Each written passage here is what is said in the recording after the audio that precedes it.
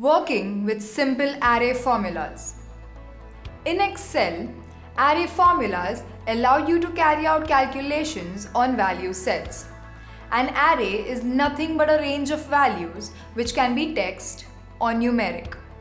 Array formulas can be used for data analysis, calculations, and other functionalities.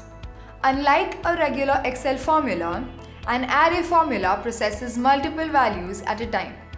It carries out multiple calculations on one or more values and can also return multiple values at once. Let's understand the working of the array formula with a simple example. Assume we have the following data of 6 products in a shop inventory. The quantity of the products ordered and the percentage quantity of the products already used up. Using this data, we have to determine the total weight of all products that have already been used.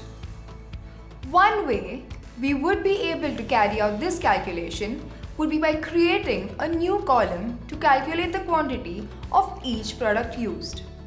In this additional column, we would multiply each value of the original quantity value with its corresponding percentage value.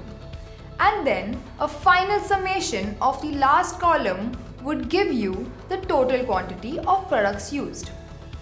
But what if you could obtain this result without having to create the extra column and carry out just 2 steps to arrive at the result? This is possible using simple array formulas. Within one single cell, you can directly calculate the total quantity in kgs of the product used using this formula. But this will only work if you type Ctrl Shift and Enter after typing this formula. And there, you will arrive at the result. Now, observe the formula bar here. On using Ctrl Shift and Enter, the formula gets enclosed by curly braces.